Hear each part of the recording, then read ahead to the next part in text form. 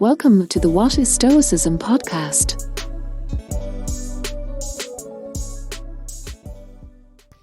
Here's what we are.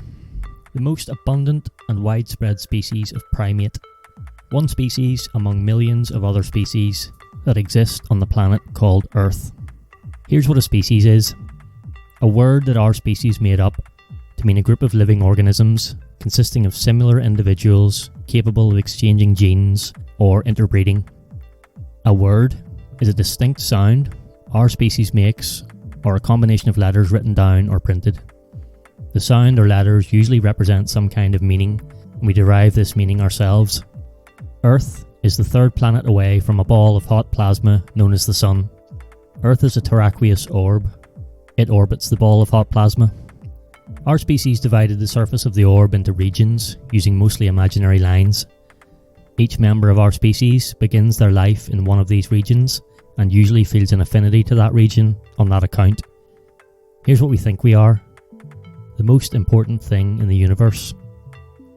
The universe is all of space and time and their contents, including planets, stars, galaxies, and all other forms of matter and energy. Anytime life gets too serious, I try to remember that I haven't received evidence yet that we are the most important thing in the universe. I try to remember to zoom out from my perceived big problems and put them into perspective. Here's what an above average human lifespan is. 80 years. That's just over 4,000 weeks. This is how long you breathe for, if you're lucky. Here's how old our species believes our planet, with all its imaginary regions, to be. 4.5 billion years.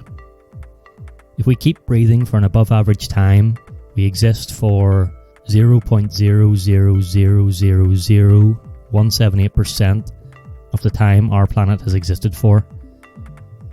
We think we're big, but we're small. We think we have a lot of time, but we don't. I'm not trying to sound pessimistic or defeatist. I don't mean to diminish the wealth of experience we can gain in the time we have, and I certainly don't mean to make the reality of our existence seem bland or mechanical by stating it in such objective terms. Quite the opposite. It's the meaning we give to our lives that makes them happy ones. It's the awareness of our limited time that prompts us to live a good life while we can. It's our view of the vastness of everything around us that puts our everyday worries into perspective and reminds us that this too shall pass. Here's what Marcus Aurelius concluded about the size of the Earth in the 2nd century AD. It is no more than a speck. In the 21st century AD, pictures from NASA's James Webb Telescope proved that to be an understatement. We may be a blip on the timeline of existence, but we're also huge because we're connected to it all. If you woke up this morning, if you're listening to this now, here's what you have. Time to live. Here is what you control. Your thoughts, your intentions, and your actions.